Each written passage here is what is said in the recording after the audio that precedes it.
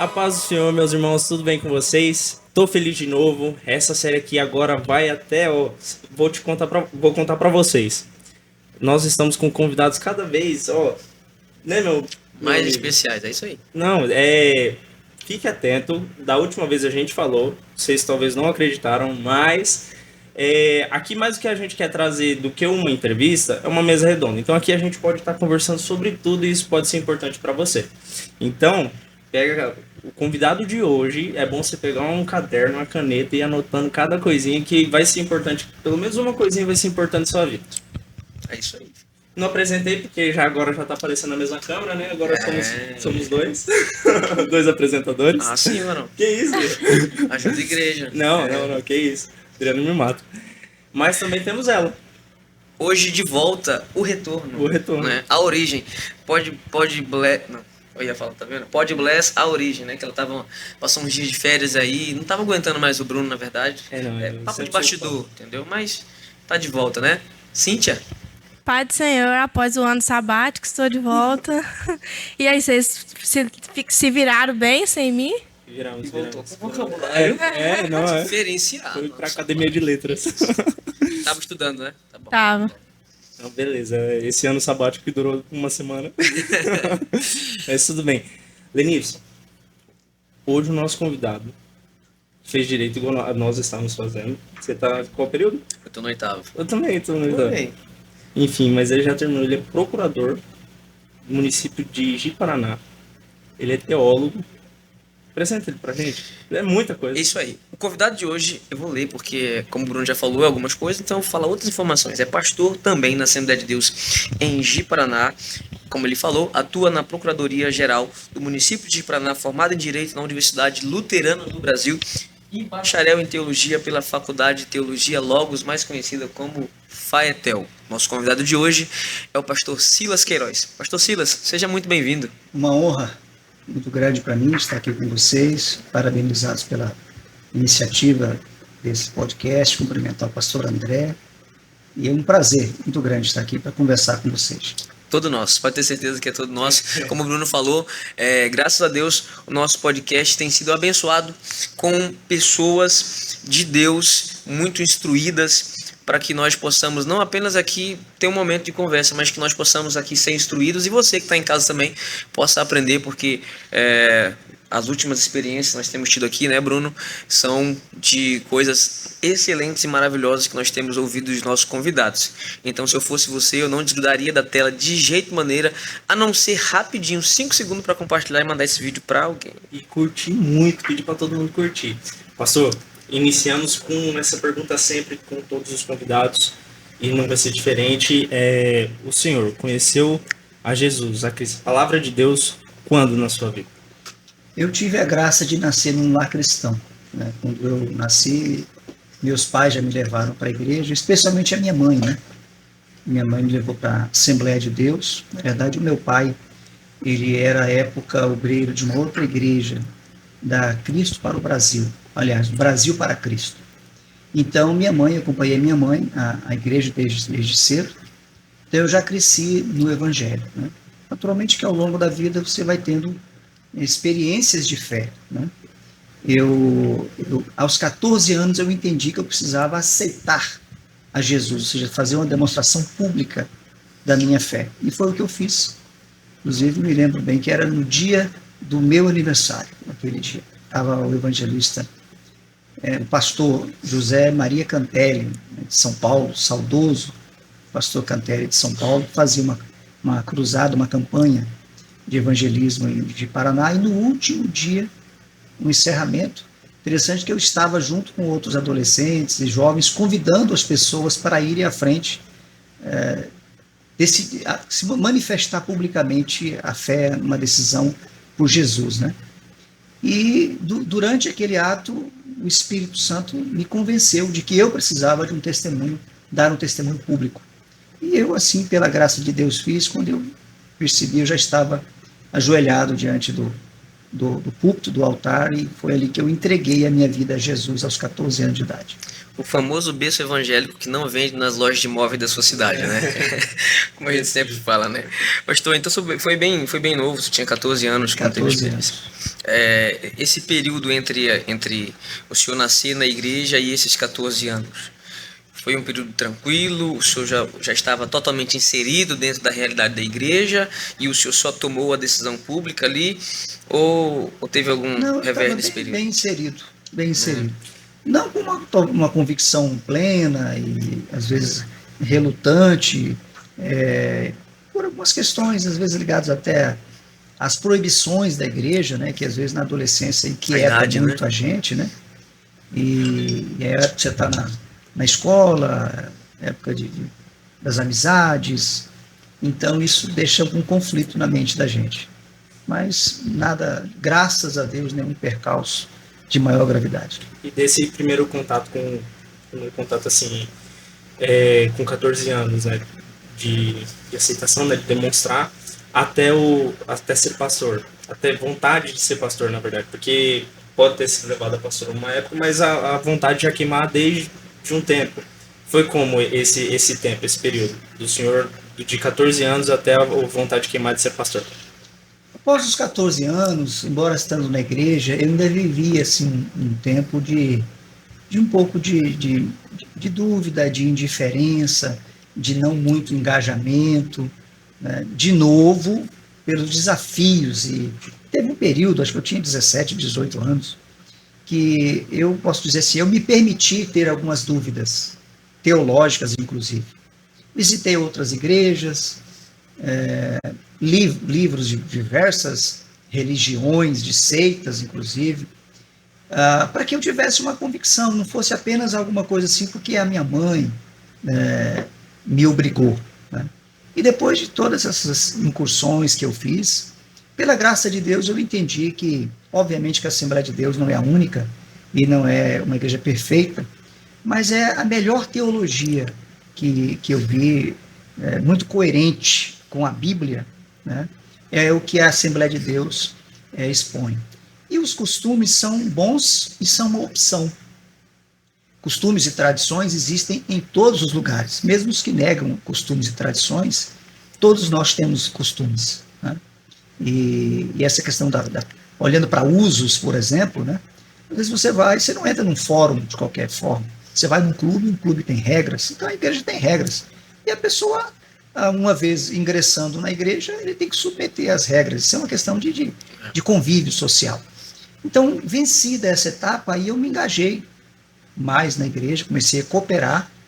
Agora, eu nunca tive sonho, né, nem desejo de ser pastor. Nunca. Nem antes dos 14, Nunca, nem depois? Nem depois. Nunca. Em momento nenhum da minha vida. Eu comecei evangelizando, eu gostava muito de trabalhar com evangelismo, a ser de forma voluntária, inclusive, autorizado pelo pastor, mas de forma voluntária, com outros colegas. E foi uma das coisas mais gratificantes que eu já fiz na minha vida, foi o evangelismo pessoal. O evangelismo pessoal é algo assim que marca a vida da gente. Muita alegria, que produz muita alegria no coração. Mas eu atuei muito na área da música também, né? Eu já toquei muito tempo na igreja. Orquestra ou banda? Não, orquestra. Orquestra. Na época não tinha orquestra, não né? Tinha, né? Eram os grupos que tocavam para os vocais. Então eu tocava guitarra, contrabaixo, até teclado eu já me arvorei a tocar na época, né? Quero deixar só uma pausinha aqui, postar um recado aí pro nosso Contra-Regras aqui, né? Esposo da nossa diretora. Ainda tem jeito de eu te pegar para ser pastor. Só o recado aí. Tem muitos músicos.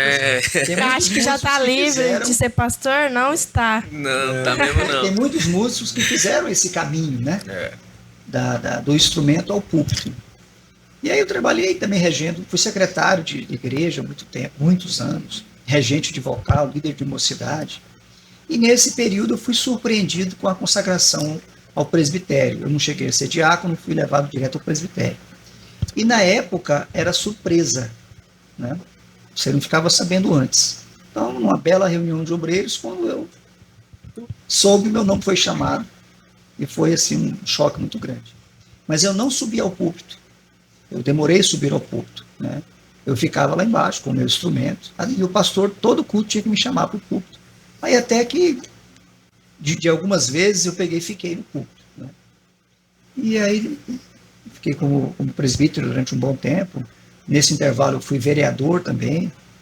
E aí, nesse período, continuei cooperando, mas não com a mesma atuação, porque na época que eu fui vereador, quando você era candidato, você não podia nem ter acesso ao Sim. culto. E eu concordei com isso, inclusive, e acho que isso tem bastante procedência. Morei em Até Cuiabá, até hoje lá ainda é assim. até hoje eu penso que isso tem procedência. Essa mistura Sim. aí, ela é perigosa. E depois eu tinha acesso ao púlpito novamente, mas não tinha função, não tinha cargo, mas cooperava. E aí, ao final do exercício do meu mandato, eu vim congregar na sede. Né? O pastor saudoso, o pastor Severo, me convidou para congregar na sede, e eu comecei a congregar na sede. 6 meses depois, ele me surpreende, diz, olha, prepara a sua documentação, que na época já era assim, 6 meses antes, que vou te levar à convenção para ser levado evangelista. E aí eu fui evangelista, né, no ano de 2001, novembro de 2001. E quando eu voltei da convenção, 3 meses depois, ele me colocou na primeira congregação. E eu achei que era provisório. Falei, pastor, eu aceito, fico lá uns 3 meses. Aí o senhor depois veio uma outra pessoa.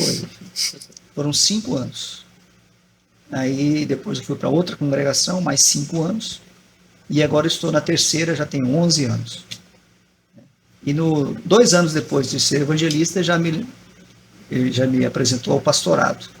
E aí eu estou tentando me acostumar com o título de pastor, ainda não me acostumei 100%. Eu tô me identificando bastante com o pastor aqui, porque eu também comecei na área musical, também fui levado direto para o presbitério sem passar pelo diaconato. E aí isso me leva a fazer uma outra pergunta para o senhor. Quantos anos o senhor tinha nessa época que o senhor foi levado ao presbitério? Agora eu vou ter que lembrar, né? Eu acho que eu tinha 25, 26 anos.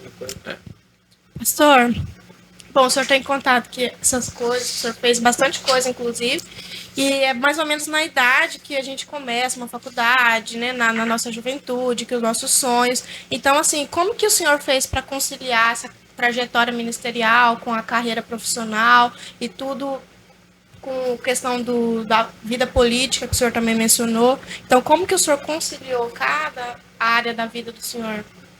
Eu estudei antes de ser político, eu fui à faculdade, né?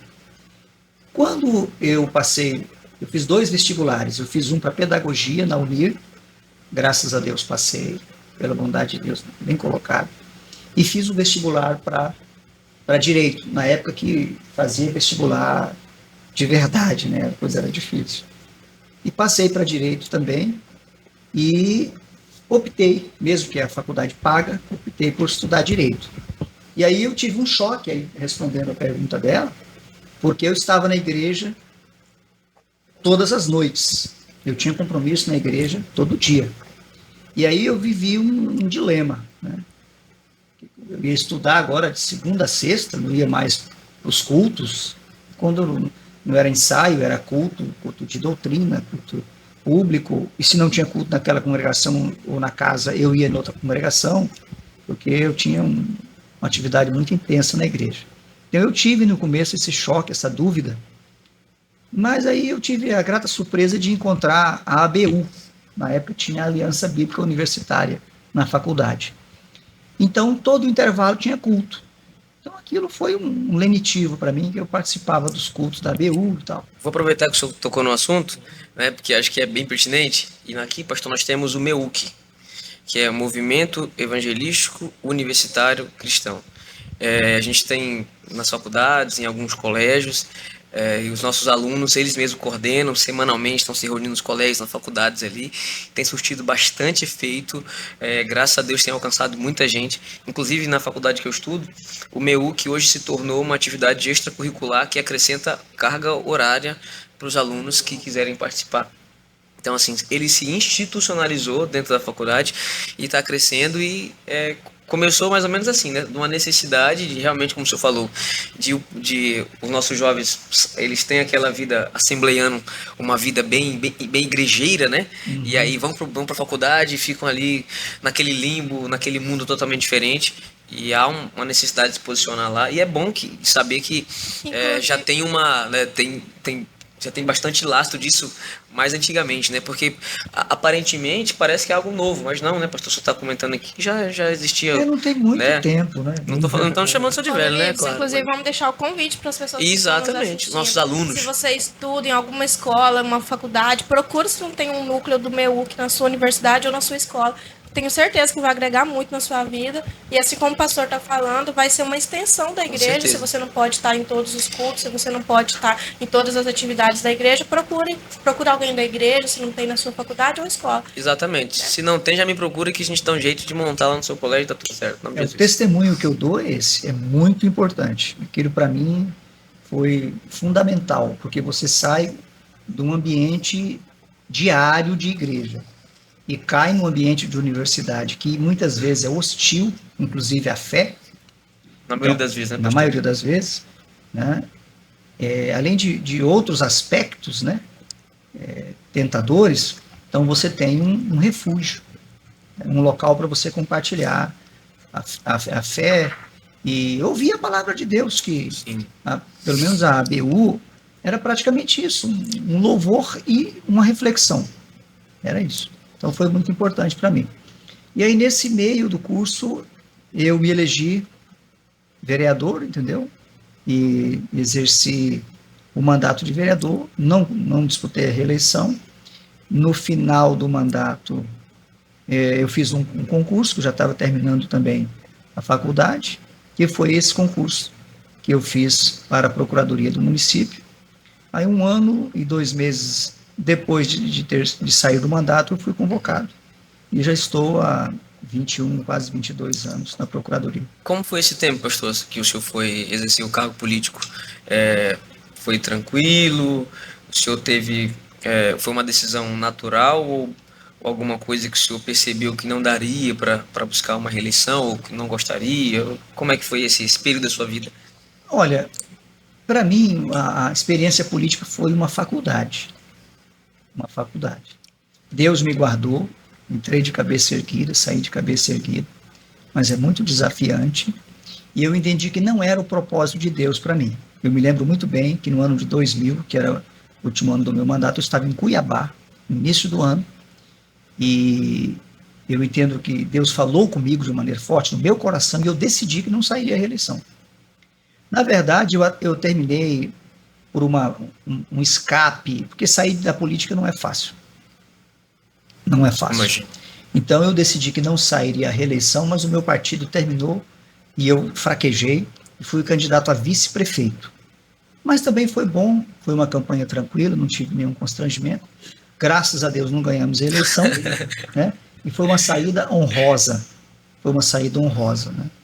Então, mas foi uma experiência boa, aprendi muito. Não que todas as pessoas devessem, mas se as pessoas pudessem ter experiência política, teria uma visão diferente da política, uma visão mais consciente do que é a política realmente, entendeu? Vários ângulos, né, que talvez não chegue ao caso a gente falar aqui. Acho que a política não é a solução, né, não há solução para o mundo através da política. Aliás, acho que a igreja, lamentavelmente, perde muito tempo quando insiste em acreditar nas armas da política, né? O controle da moralidade não se faz através da legislação, né? O homem só é liberto do ponto de vista moral se ele realmente tiver encontro com Jesus. Senão, pode ter lei, tanto que for, que a lei não liberta do pecado. E a Bíblia já descreve, né, pastor, que as armas da igreja, que as armas da nossa milícia não são carnais, mas poderosas em Deus para a destruição de fortalezas, né? Como o senhor fala, o povo gasta muito tempo tentando pela via política, pela via humana, resolver aquilo que é uma questão espiritual e de cunho, e só a igreja tem essa autoridade, né? O cristão, ele pode ser agente político?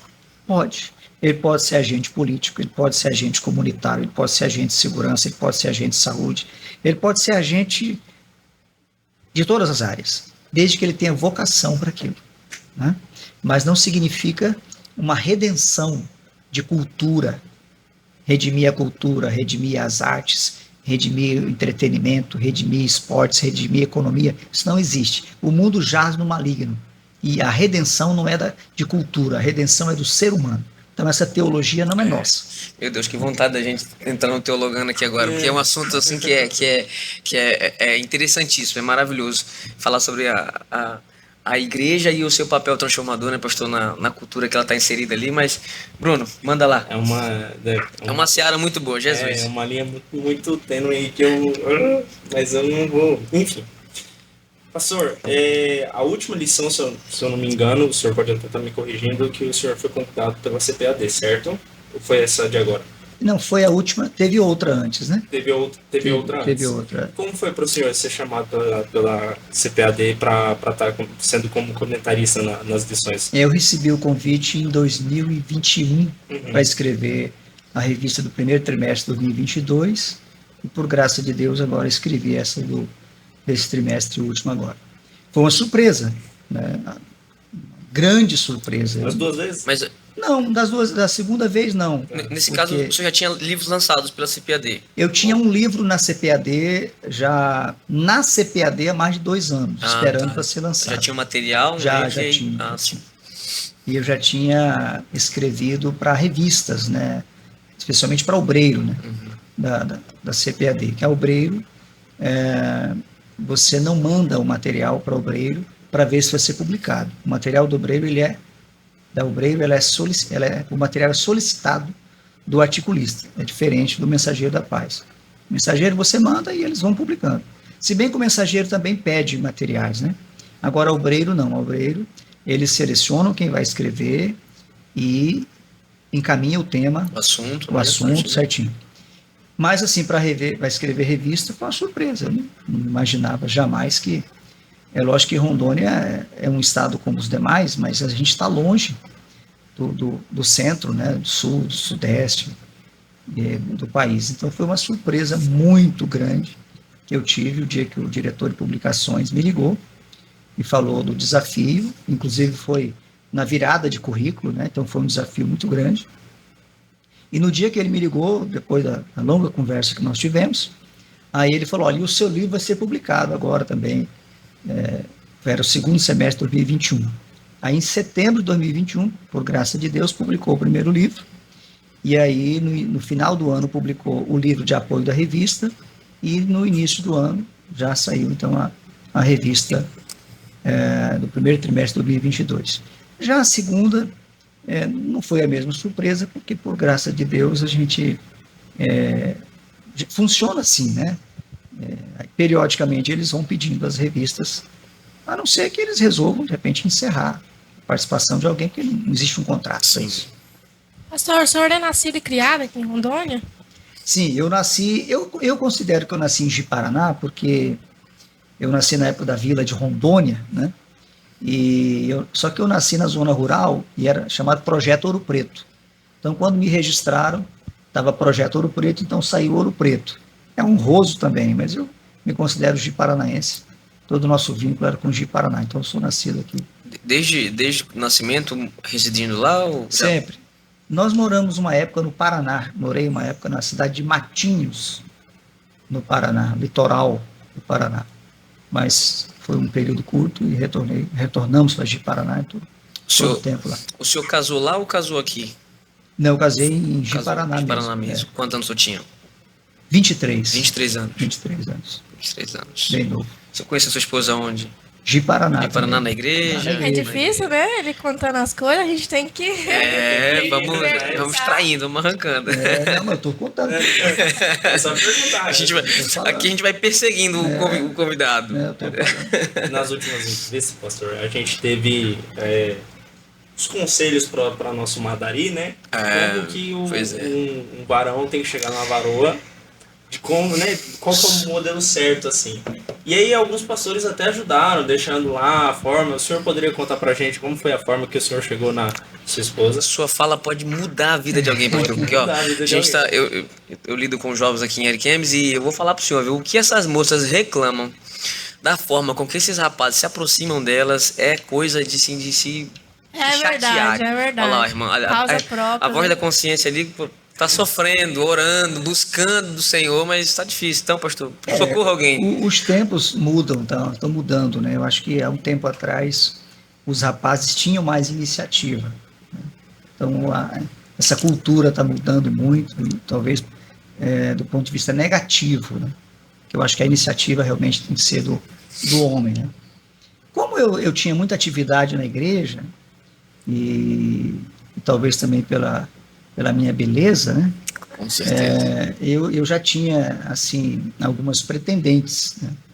E músico, parece que a música é uma coisa que... Principalmente baterista. Sim, né? eu não sei disso, né? O Lucas deve saber que casou com a nossa diretora, mas... Já a Jocineide, com quem eu casei, eu não tinha a menor ideia que ela tinha algum interesse por mim, né? Mas eu sempre fui de conversar muito com as moças, e às vezes até algumas achavam que eu estava flertando com elas, e eu estava apenas conversando. Mas aí a Jocineide congregava ali, ela já tinha algum interesse por mim, mas nunca demonstrou, estava orando. E num dia nós fomos para um evento na sede, fomos no ônibus circular, né? Na época, e quando voltou, eu chamei ela para tomar um sorvete, nós fomos tomar um sorvete, conversar, enfim. Eu me interessei por ela e fui levá-la aquele dia na casa dela, e quando estava na frente da casa dela, eu a pedi em namoro, né? E ela aceitou. Pronto. E nós Resolvido. iniciamos o namoro Atitude. por aí. Atitude. É isso aí. Eu sempre falo isso, pastor. O senhor citou a questão da sua visibilidade na igreja. Eu sempre dou esse conselho para os jovens aqui e vou dar para você que vai assistir. Meu companheiro, é o seguinte: se você é desprovido de beleza, né? E se você é liso, só te resta uma coisa: ser crente, irmão. Não te resta mais nada a não ser crente. Porque qual é a outra forma que vai te dar visibilidade, que vai fazer alguém desejar você, se não for a sua interação na igreja, a sua disponibilidade na igreja? Minha mãe sempre falava isso para mim. É família humilde e desprovido de beleza, ela falava assim: meu filho, é o inimigo, não tem outra explicação. Porque realmente o jovem, ele pode ser desprovido de beleza como for. Se ele for alguém que se... Não estou falando do senhor não, pastor. Senhor, Não, claro, tá? não é o meu caso. Não estou falando do senhor, isso é só para os outros. Aqui em Ariquemes só tem essas coisas. Mas o jovem, ele se destaca facilmente e é visto e é enxergado. E é natural que as moças que querem servir a Deus queiram um homem de Deus para casar, né, pastor? Querem alguém que se destaque, que faça alguma coisa na igreja, é mais do que comum.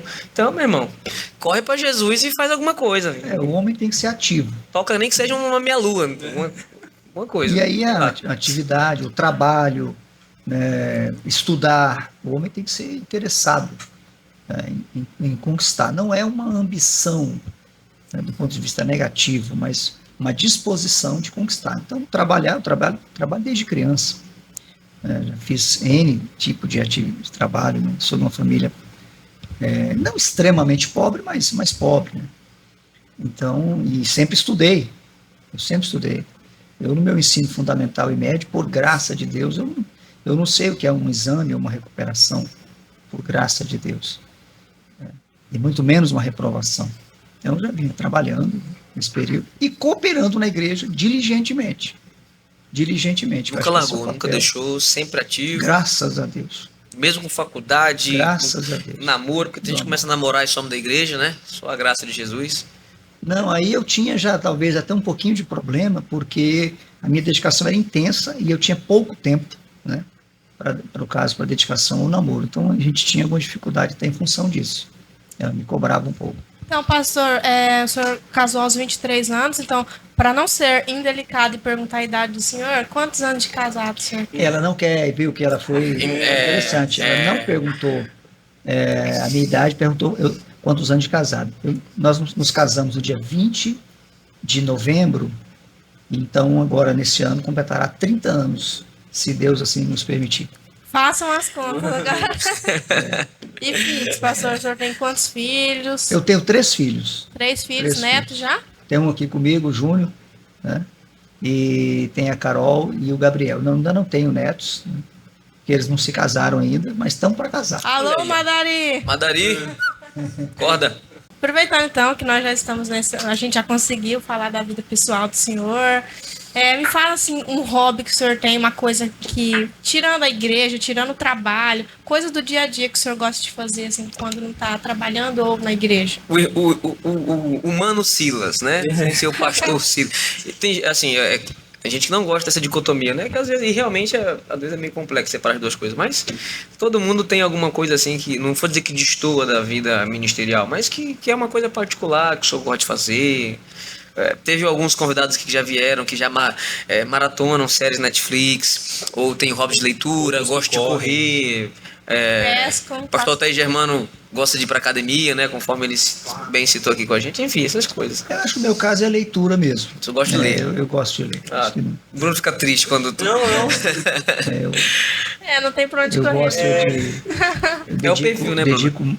Aliás, às vezes eu até privo. Eu preciso caminhar, por exemplo, e às vezes, quando me pego lendo, já passou o tempo, lendo e escrevendo, né? Então, às vezes, eu até gostaria de ter um tempo, especialmente para exercício físico, caminhada, que a gente precisa, né? Mas, às vezes, eu acabo negligenciando nisso.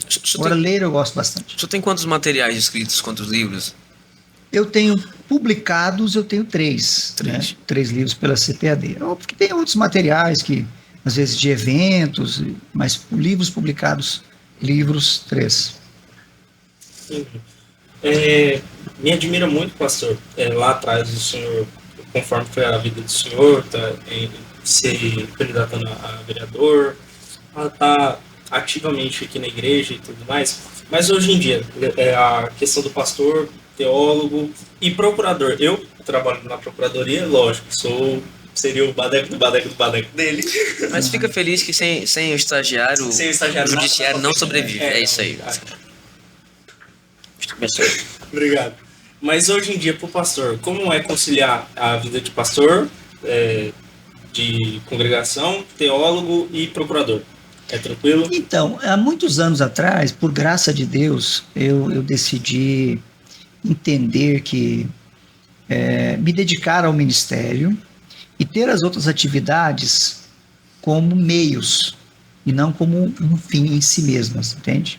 E por bondade de Deus, eu abri mão de ambições de carreira, entendeu? Carreira na área jurídica, por exemplo, né? Então, eu militava um pouco na OAB, respeito muito a OAB, acho que a OAB é muito interessante, mas eu parei de militar. Já fui de diretoria de seccional, presidente de comissões, enfim, mas deixei. Respeito, valorizo quem trabalha, mas não vou a reunião, não vou em evento de OAB. Então, eu não tenho nenhuma atividade social, né? A minha atividade é na igreja e o trabalho é meu trabalho. Eu cumpro o meu trabalho, né? Não só cumpro o meu horário, cumpro o meu trabalho, minha tarefa, seja lá, seja em casa. Me dedico pela graça de Deus, faço o melhor possível. Mas eu não estou ali fazendo aquilo uma carreira, tentando de repente uma indicação, uma promoção para outros lugares, enfim. Estou na Procuradoria-Geral já há algum tempo, eu já assumi esse cargo, eu sei lá, né, já perdi a conta de quantas vezes, né? Eu já fui Procurador-Geral diversas vezes, em praticamente todos os mandatos de todos os prefeitos, um tempo maior ou menor, né, como Procurador-Geral. Então, isso para mim já está uma coisa tranquila. E quando tem uma demanda maior de preparação, aí às vezes eu tiro até uma licença, ou férias, se for o caso, para me dedicar à escrita, por exemplo. Eu ia perguntar isso agora e o senhor já até comentou sobre o assunto. Qual foi a decisão, o senhor já falou que das abdicações que o senhor fez pelo Ministério da sua carreira jurídica, e qual foi a maior renúncia ou a decisão mais difícil que o senhor já teve que tomar em relação ao Ministério? Para tomar posse daquilo que Deus havia lhe prometido, para chegar onde Deus disse que o senhor iria chegar. Eu tenho certeza que ainda tem muita coisa para frente ainda, mas o senhor já se lembra de alguma coisa, uma decisão, um momento que para o senhor teve que tomar uma decisão, se posicionar mais firme em relação à sua fé para continuar ali caminhando em direção ao seu propósito, ao chamado, ao seu pastorado? Eu acho que em termos de administração de tempo, de prioridade, eu acho que a minha dificuldade foi fechar o escritório de advocacia, que eu tinha escritório. Mesmo quando eu assumi a procuradoria, eu já tinha um escritório, e como procurador, não sendo procurador-geral, pode advogar, eu tinha escritório. E advoguei um período na área criminal, né, que pelo menos na época era vantajosa do ponto de vista financeiro, e abri mão por uma questão de consciência. Aí foi consciência. E questão de ministério, que eu achava e acho incompatível. Não que o advogado cristão não possa atuar em algumas causas criminais, mas muito selecionadas. Né? Muito selecionadas, porque a fé não compactua com a mentira, né? Mesmo que seja no exercício profissional. Então eu entendi que não dava. Agora, pode ser o maior criminoso, ele precisa de uma defesa. Tem pessoas que censuram a advocacia por não entenderem, e até quando não precisam de um advogado.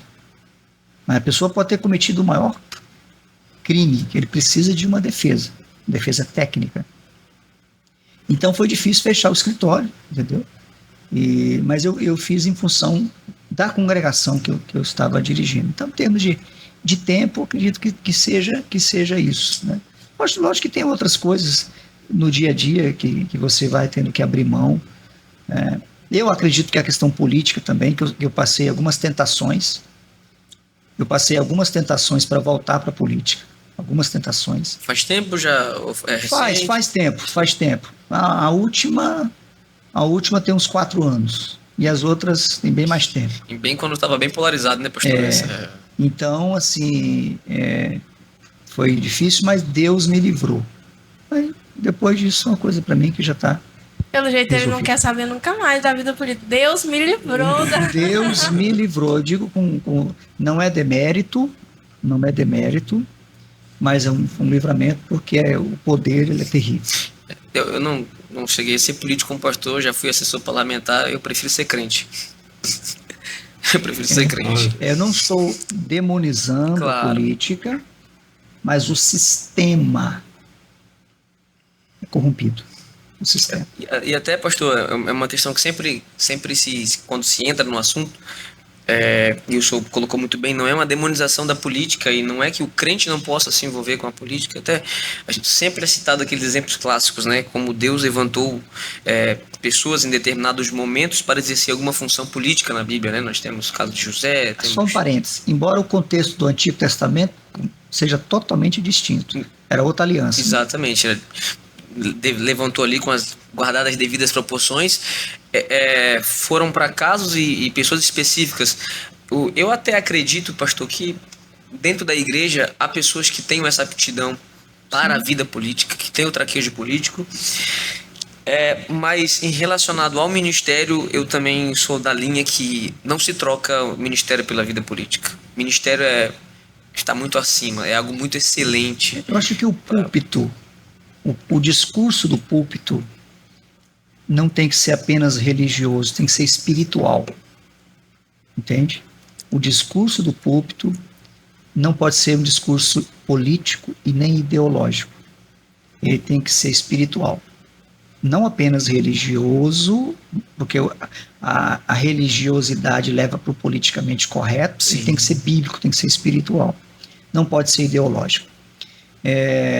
Uma irmã, eu estou citando esse exemplo, citei até hoje de manhã na igreja, uma irmã falou para mim, a igreja tem que falar mais de política, tem que ensinar, nós temos que ensinar os nossos filhos sobre política, o comunismo está aí, o socialismo está aí e tal. E eu me lembro, nós fomos jovens solteiros juntos na igreja, aí eu falei assim, quando que o seu pai ou sua mãe sentaram com você e te falaram de política quando você era adolescente ou criança? Nunca. Quando você ouviu falar em política no púlpito da igreja quando você era criança ou adolescente? Nunca. Aí perguntei para outros irmãos igual. Falei, então, e por que você tem essa convicção de que você não está alinhada com pautas, né, que são de esquerda? Porque também não é assim. Nós somos cristãos. Antes de ser alinhado com a direita, nós somos cristãos. Porque nós não podemos achar, nós somos de direita. Não, direita é um detalhe. Não concordo com tudo da direita. E Deus não faz aliança nem com direita nem com esquerda. Deus está acima. A palavra de Deus está acima. A gente reduzir o evangelho a uma ideologia política. A direita já fez atrocidades no mundo. É ideologizar o evangelho. O Hitler era de direita. O Mussolini era de direita. Eles eram de direita. Eles não eram de esquerda. Só que eles levaram para o extremo. Como no Brasil, a direita fez muita coisa extremista. Extremista no passado recente. Porque virou um fanatismo. E nós não podemos ser fanáticos. Então nós temos que trabalhar com princípios. Então o que eu estou querendo dizer? Quando a igreja ensina princípios, por exemplo, do suor do seu rosto comerás o teu pão. A Bíblia diz isso. Trabalho. Aquele que não trabalha, é bom que não coma. Gente, isso acaba com o socialismo, com as práticas socialistas, com o comunismo. Acaba. A Bíblia ensina a fazer serviço social responsável. Paulo falou sobre isso. Que tipo de viúva podia ser ajudada? Se ela tem família, não pode. Primeiro é a família. Então a Bíblia está acima. Entendeu? A Bíblia está acima. Então eu acho que essa visão política, nós temos a palavra de Deus que é superior. Não precisamos de trazer o discurso político para o púlpito da igreja. Podemos, no dia a dia, como cidadãos, falar de política. Eu estou falando aqui com vocês, nesse ambiente. Agora, o púlpito é outra coisa, né, é pastor? outra coisa. Exatamente. E aproveitando que a gente está entrando nesse assunto, que é um assunto atual e que acaba envolvendo também a política, porque o conflito lá no Oriente Médio tem mexido muito com as pessoas, com a mídia em geral, e também é um assunto, acho que toca a igreja. É um assunto que toca a igreja. É importante saber. Exatamente, é muito importante saber. E eu gostaria de fazer uma pergunta para o senhor. Qual a posição da igreja em relação a Israel? Por que digo isso para o senhor? Porque algumas pessoas elas ficam numa dicotomia ou numa encruzilhada muito grande em ser crente e apoiar Israel, e ser cristão e apoiar os ataques e bombardeios frequentes que estão acontecendo ali ao território de Gaza. Aí se alguém... São pessoas de esquerda, na maioria das vezes, que não querem se confessar que gostam de Israel, porque se fizerem isso estarão contrariando seus princípios comunistas, socialistas ali. Então é uma posição complexa que envolve também essa política que chega até nós. Como é que fica essa relação da igreja com Israel, envolvendo, claro, as promessas bíblicas e a nossa posição em relação a Israel? Eu acredito que inicialmente a gente pode dizer o seguinte: Israel é o povo de Deus apesar dos seus pecados, né? Israel é o povo da promessa, é o povo que Deus escolheu, né, através de Abraão, né? Abraão, Isaac, Jacó, as 12 tribos, né? E de lá vem Jesus, que é o Salvador. Então Deus tem uma aliança com Israel, tem um pacto com Israel, um pacto inquebrável. Só que esse pacto ele é exercido com justiça. Deus sempre julgou a Israel, né? Deus trouxe Israel, tirou do Egito e levou para Canaã, que é a região ali que é hoje chamada de Palestina, e falou: conquiste tudo. Por que Deus mandou conquistar, inclusive com base na guerra? Tinha as nações que habitavam lá. Bom, primeiro Deus prometeu aquela terra para Abraão. Esse é o primeiro ponto. Mas Deus não deu aquela terra para Abraão antes que a medida da sua paciência se enchesse em relação aos cananeus. Os cananeus foram expulsos ali não por um capricho de Deus para dar a terra para Israel. Tá? Quando Deus anuncia para o povo que o povo ia voltar, Deus diz: porque a medida da minha paciência foi completa. Então os cananeus pecaram e profanaram a terra, né? Os sacrifícios que faziam a Moloque, sacrifício de crianças, a idolatria, a criminalidade, as orgias, os pecados dos cananeus chegaram, né, às narinas de Deus. E Deus resolveu julgar. Então, mandou que Josué desterrasse todo mundo. Aí o povo de Israel cometeu alguns erros, que foi deixar alguns povos ali. E esses povos sempre existiram ali, tanto no Antigo Testamento quanto no Novo Testamento.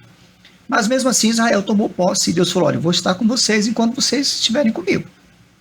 Mas se vocês forem após outros deuses, eu vou levantar os seus inimigos para oprimir vocês. Aí tem a época dos juízes.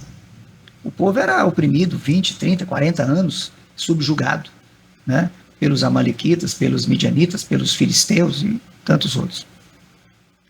E aí vem a época da monarquia, né? Teve um período áureo ali, Davi reconquista, amplia a conquista Jerusalém. Salomão conquista mais ainda, um rei piedoso. Mas Deus avisou, olha, se vocês transgredirem, vocês vão ser expatriados.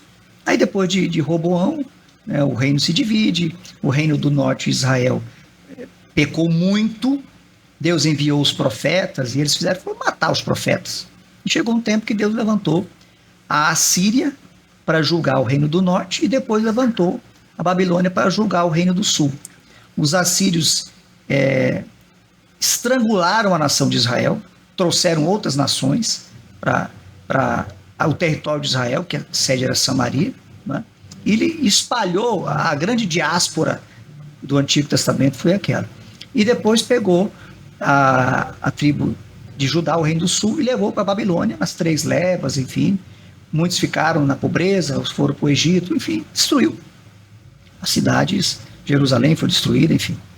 Quando eles voltam, eles reconquistam em parte, né? Mas aí nós já temos os outros reinos que vão surgir depois, né? A Grécia que vai se levantar, depois Roma. Jerusalém foi atacada mais de 50 vezes, destruída mais de 10 vezes, né? Então, quando vem Jesus, a Judéia estava sob o governo romano, né? Ali através da tetrarquia de Herodes, enfim, Galileia, Judéia e Samaria, enfim.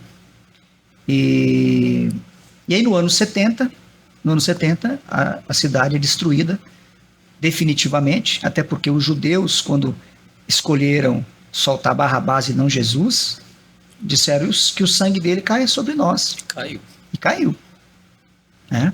Jerusalém foi cercada, a mortandade foi muito grande, centenas de corpos eram lançados dos muros de Jerusalém diariamente, que morriam de fome, até que a cidade foi invadida. Os que escaparam lá para Massada, 1000 e poucos judeus.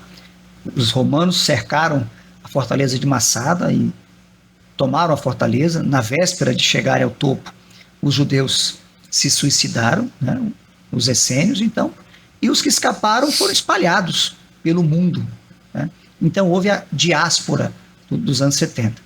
Dos anos 70 até 1945, os judeus viveram espalhados pelo mundo inteiro, acossados na Europa, né, sofreram a Inquisição na Espanha, né, e até chegar a época do Hitler. No Holocausto, mais de 6 milhões de judeus foram mortos. No final da Segunda Guerra, em 1945, aí houve esse acordo com a ONU, com a Grã-Bretanha, né, com a Inglaterra, que tinha o domínio do Oriente Médio, que abriu então as portas para que os judeus voltassem. O movimento sionista já vinha desde o final do século passado, né, com Theodor Herzl, né, que foi o pai do movimento sionista. Então eles já vinham comprando as terras, enfim, e depois de 45 a 48, aí milhares, centenas de milhares voltaram, compraram as terras, porque o judeu não invadiu nada, era deles, historicamente, biblicamente, mas eles compraram as terras. É bem lembrar que a Palestina tinha os árabes morando, mas eram poucos e numa situação de miséria, né? Que a pobreza era muito grande. Quem reconstruiu foram os judeus, mas eles estavam ali na região que agora chamava Palestina. E por que Palestina? Porque eles estavam na região da Filístia, que era a região dos filisteus. Então, transliterado fica Palestina. Então, Palestina e Filístia é a mesma coisa. Então, lá estavam os árabes palestinos, né? Eles são árabes e são palestinos. Alguns discutem se são árabes do ponto de vista de etnia ou se são apenas de cultura, de religião e de língua, né? Porque tem 3 classificações para os árabes, né? A classificação étnica, né, de nascimento, a classificação política, que é a Liga Árabe, né, que tem mais de 20 países, e a classificação linguística, que é um número menor, que fala o árabe, né? Tem países que não falam árabe, mas é da Liga Árabe, por uma questão política. Então, a região do Oriente Médio é a chamada região do Levante, né? Então, são árabes levantinos na região, eles estão em Israel, parte do Egito, a Jordânia, parte do Irã, a Síria, o Líbano, né? A região do Levante. Então, essa região estava ocupada esparsamente. Mas a ONU deu o direito para Israel de ter o seu Estado e deu o direito aos palestinos também. Só que os países vizinhos não aceitavam o Estado palestino. Não foi Israel que rejeitou, né? O próprio Egito, a própria Jordânia, eles não aceitaram o Estado palestino. Então, criou-se uma faixa chamada faixa de Gaza, porque a cidade principal é Gaza, que é a cidade, inclusive, onde o Sansão foi levado, né? Lá em Dalila e tal. Alguns epicentros desse atual ataque do Hamas está na Bíblia. Gaza, Askelon também, que é outra cidade. Asdod, né? Acho que tem umas Siderotes, uma coisa assim também. São cidades dos filisteus. Dos filisteus. Então eles ficaram na faixa de Gaza e na Cisjordânia, que é mais ao norte, mais ao centro de Israel, do lado leste, né, que fica a Cisjordânia, que é do lado de cá do Jordão, né? Aí nós temos cidades como Belém, Ramala, Hebron, que são cidades sob o controle palestino. Quer dizer, Israel tem os chamados checkpoints, né? Ele controla a entrada. Em Belém, por exemplo, não entra judeu em Belém. Tem cidades mais fechadas. Em Ramala entra, você caminha por Ramala, os turistas passam por dentro de Ramala. Em Jericó a gente entra, tem um controle, mas você entra em Jericó, e até judeu entra também. Mas em Belém, por exemplo, não entra. Bem, então os palestinos estão na Cisjordânia, estão na faixa de Gaza, mas tem palestino no Líbano também. Então, os palestinos são árabes que habitavam a região da Filístia, ali onde estava Israel. Bom, mas a pergunta sua é se a gente tem que ser... Obviamente, nós somos a favor de Israel. Mas Israel, infelizmente, colhe muitos frutos em função do seu pecado. Sim. Né? A gente tem que entender isso. Então, esses inimigos ali são remanescentes daqueles que não foram retirados desde a época de Josué. E enquanto Israel não reconhecer que Jesus é o Messias, o Salvador, haverá guerra.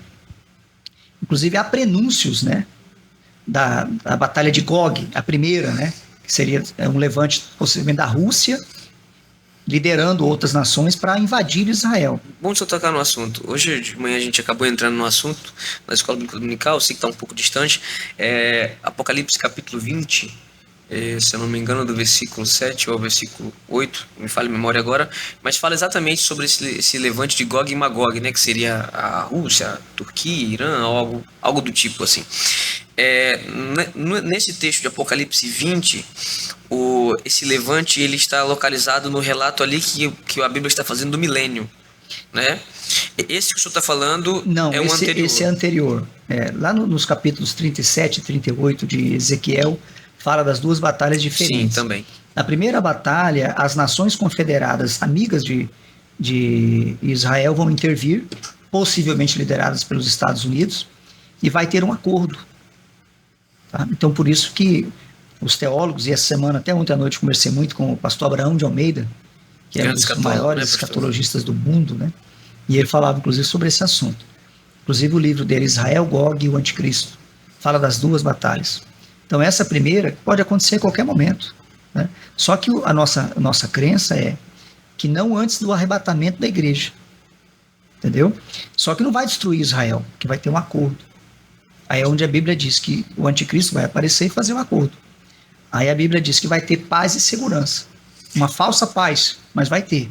Aí quando disserem que a paz e segurança virá uma destruição, que é quando o anticristo se levanta contra Israel, profana o templo em Jerusalém, que estará reconstruído, e aí Israel vai perceber que foi enganada pelo anticristo, Israel nação, e vai haver um derramamento do Espírito Santo e eles vão se converter. E aí Jesus vem. Aí Jesus vem para fazer guerra aos inimigos de Israel. Entendeu? Aí implantar o milênio. Juízo das nações e depois Batalha o da milênio. Magedon, toda essa...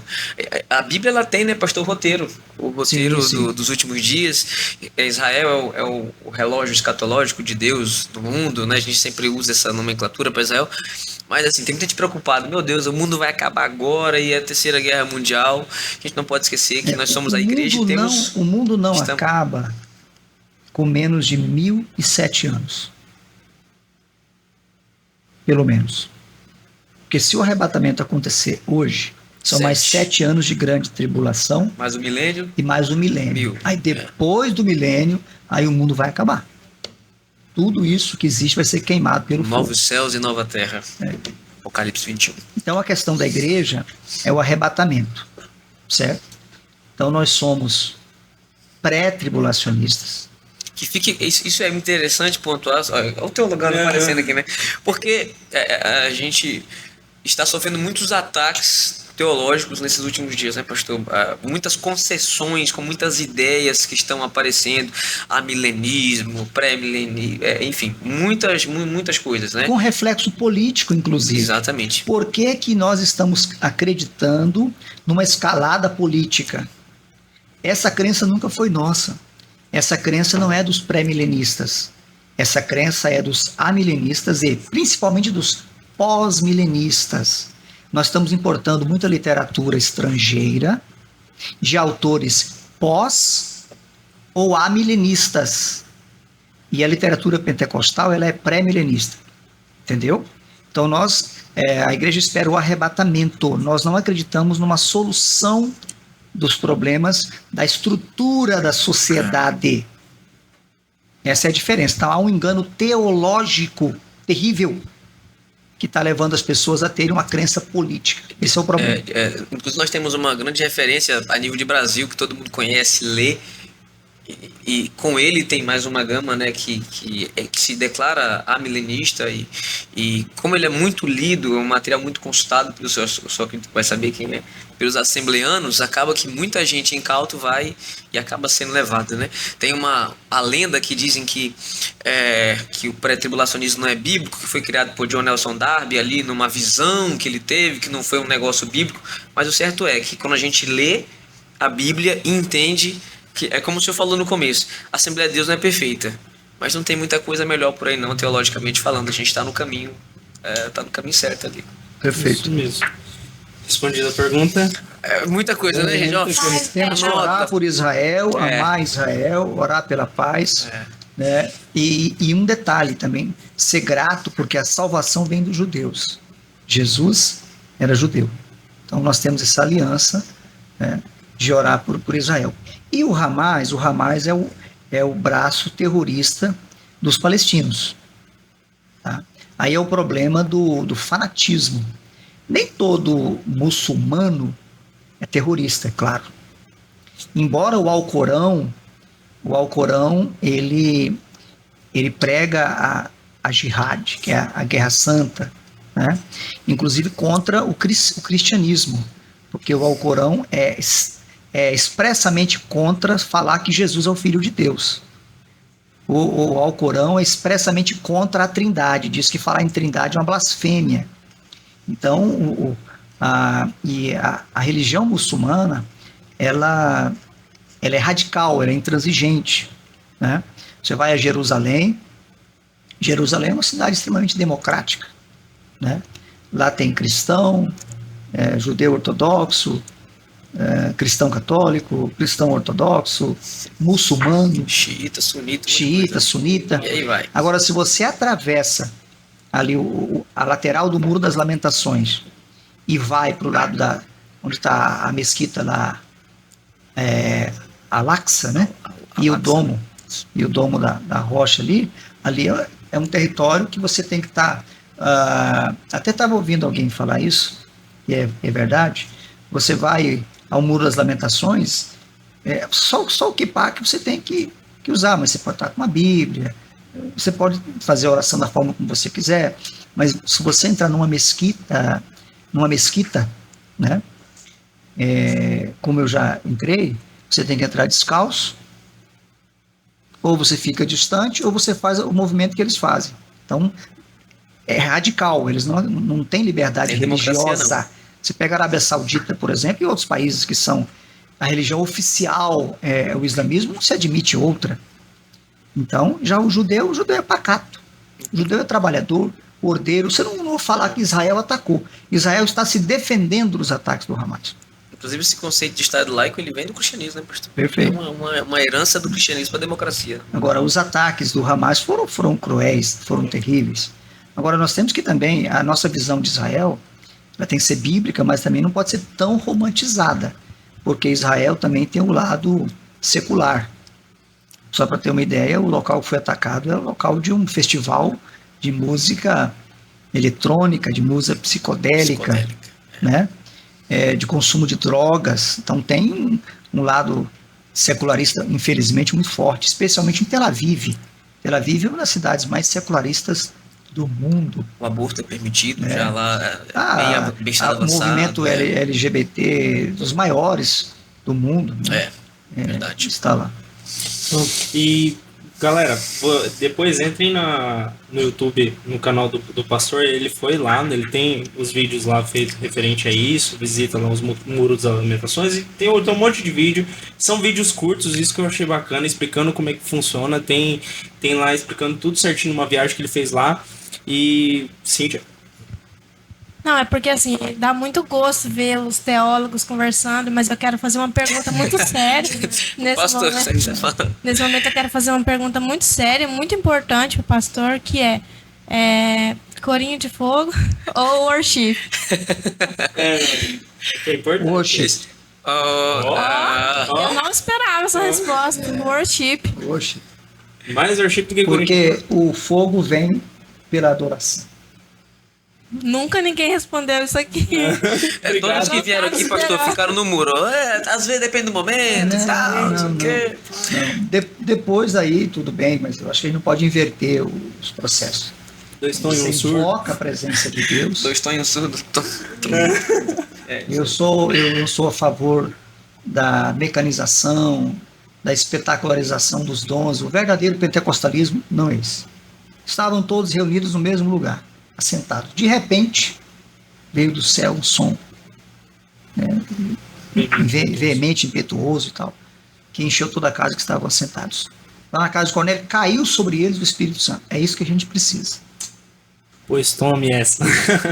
Gente, infelizmente o tempo tá acabando. Já, mas pelo amor de Deus, você trouxe seu caderno aí, você saiu com ele cheio, tem que comprar mais um pra terminar. Quem tinha dúvida sobre essa questão de Israel, eu particularmente, ficou muita coisa esclarecida pra mim, que ninguém nunca tinha me falado e nem tinha... A dor do parto é grande, nós temos que partir. Mas tem uma última pergunta que a gente sempre faz pros nossos convidados. É mesmo, Bruno? Ah, verdade, perdão. É porque o tempo tá correndo mesmo. Mas, pastor, naquela câmera ali... Vamos lá. Silas Queiroz por Silas Queiroz.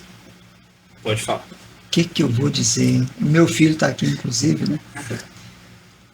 Eu acho que procuro ser simples, né? Procuro ser simples, viver um dia após o outro. Eu acho que a essência é procurar fazer a vontade de Deus a cada dia, pedir que Ele guarde o meu coração, né? Reconhecendo que Ele é enganoso, perverso, mal, né?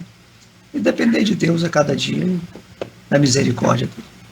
Fechou, é isso aí, gente. Muito Teve bom. Uns assuntos política versus ministério. Falamos de tudo hoje. Hoje foi bom. Hoje a gente viajou um pouco. Por favor, sigam a gente nas redes sociais. Rede social? Instagram, @lenivsonvilleneuve. Segue eu. Ajuda a igreja. Luca 1. Cíntia Cardoso. É isso aí, não é difícil achar. Siga também no YouTube Yadari TV. Siga a gente, compartilhe os vídeos, não é pecado, você pode fazer isso, compartilhar por mais.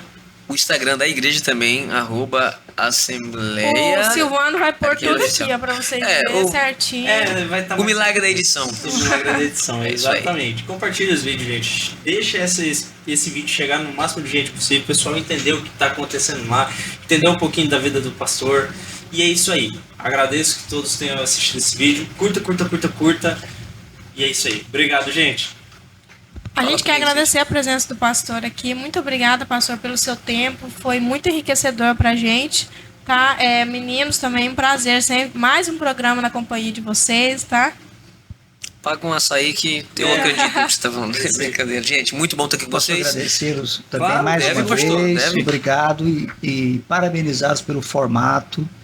Foi bem espontâneo, né, com a participação da Cíntia, Cíntia, a voz da muito consciência. oportuna. Da né? inconsciência. Toda a equipe aí de produção, mais uma vez, agradecer a direção da igreja, né, pelo convite honroso, pastor André.